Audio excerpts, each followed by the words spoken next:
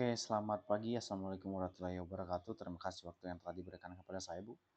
Di sini pertama-tama saya akan memperkenalkan diri saya. Perkenalkan nama lengkap saya Yasman Eliza Luhu, biasa dipanggil dengan nama Yasman, NIM 2102001070077 dengan kode kelas MJ701 Prodi PJJ S1 Manajemen dengan mata kuliah Perekonomian Indonesia, dan sekaligus yang saya hormati sekaligus juga dosen pengasuh yaitu Ibu Oktavian Cahaya Dwi Hardi SM. Baik Bu, di sini saya akan menjawab ataupun tugas ya yang telah diberikan kepada Ibu, itu soalnya ya analisis investasi di salah satu sektor ekonomi Indonesia. Pilih salah satu sektor ekonomi Indonesia yang menurut Anda menarik perhatian investor dalam 5 tahun terakhir. Baik, langsung saja Bu, di sini saya akan menjawab ya. Di sini saya menganalisis investor ya, investasi di sektor ekonomi digital Indonesia di tahun 2019 hingga sampai tahun 2024. Adapun latar belakang itu, sektor ekonomi digital Indonesia telah menjadi salah satu yang paling menarik bagi investor dalam 5 tahun terakhir di 2019 dan 2024. Pertumbuhan pesat didorong oleh tingginya penetrasi internet, peningkatan konsumsi digital, dan dukungan regulasi pemerintah sektor. Ini mencangkup e-commerce, fintech, edit, health dan logistik digital. Kemudian faktor-faktor pendukung minat investor yaitu pasar yang besar dan berkembang. Indonesia memiliki lebih dari 200 juta pengguna internet di tahun 2024 dengan nilai ekonomi digital mencapai Rp 1.700 triliun perkiraan di tahun 2025 menurut Google ya, di Temasek dan Bain. Di sini konsumen muda 60%, populasi di bawah 40 tahun, mendorong adopsi layanan digital. Investasi asing yang masif, perusahaan seperti GoTo, Gojek, Tokopedia, Bukalapak, dan Traveloka menarik pendanaan dari SoftBank, Alibaba, dan Sequoia Capital Fintech.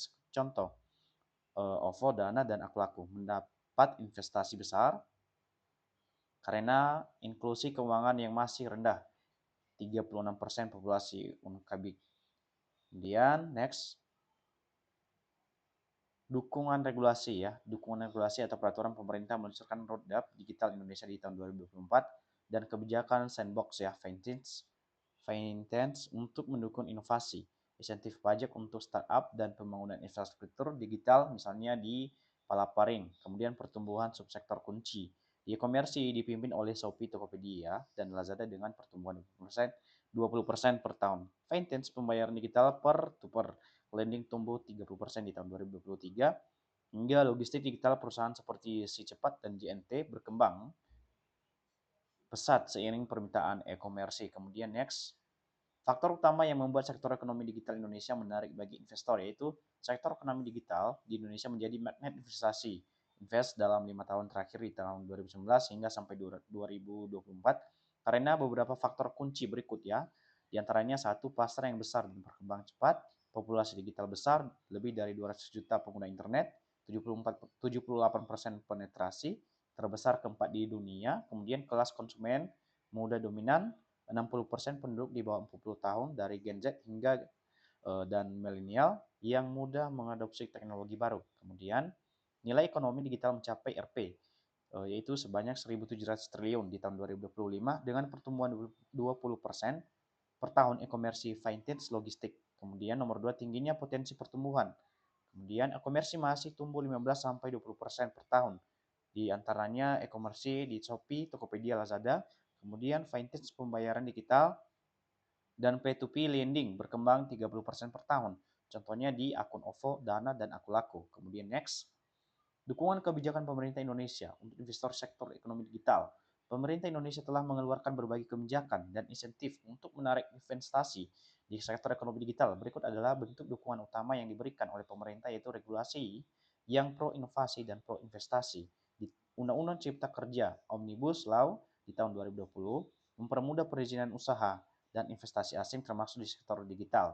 Kemudian mendorong kemudahan berbisnis atau ease of doing business bagi startup yang perusahaan teknologi. Kemudian Undang-Undang Perlindungan Data Pribadi di Undang-Undang PDP di tahun 2022 memberikan kepastian hukum bagi perusahaan digital dalam pengelolaan data pengguna. Kemudian meningkatkan kepercayaan investor terhadap ekosistem digital Indonesia. Lanjut next, tren investasi sektor ekonomi digital Indonesia di tahun 2019 sampai 2024.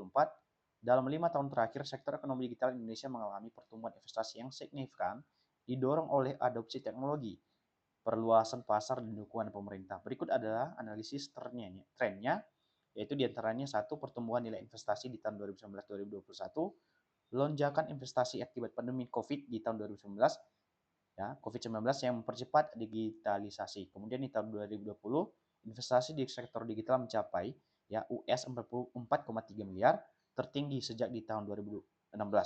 Laporan Google dari Temasek Bain. Kemudian di tahun 2021, rekor baru yaitu US dollar 8,5 miliar dipimpin e-commerce Shopee, Tokopedia, dan Vintage OVO Link Aja. Next, investor asing utama di sektor ekonomi digital Indonesia di tahun 2024. Ya, Indonesia menjadi salah satu pasar digital paling menarik di Asia Tenggara dengan banyak investor asing besar yang masuk melalui pendanaan startup, akuisisi atau ekspansi langsung. Berikut adalah daftar investor asing utama yang aktif di sektor ini, yaitu investor dari Cina. Cina merupakan sumber dari pendanaan terbesar dari startup digital Indonesia dengan strategi ekspansi go global ya dan dominasi di e-commerce startup serta fintech. Kemudian perusahaan dan investasi penting Alibaba Group, investasi di Tokopedia atau Westluar 1,1 miliar di tahun 2019 sampai 2018 sebelum merger dengan Gojek. Kemudian menguasai Lazada di Indonesia dari via akuisisi 2019 untuk bersaing dengan Shopee, Lazada dan Shopee. Kemudian next, dampak investasi asing pada sektor ekonomi digital dan ekonomi Indonesia secara umum, yaitu investasi asing di sektor ekonomi digital Indonesia telah membawa transformasi besar, tetapi juga menimbulkan tantangan kompleks. Berikut adalah analisis dampaknya.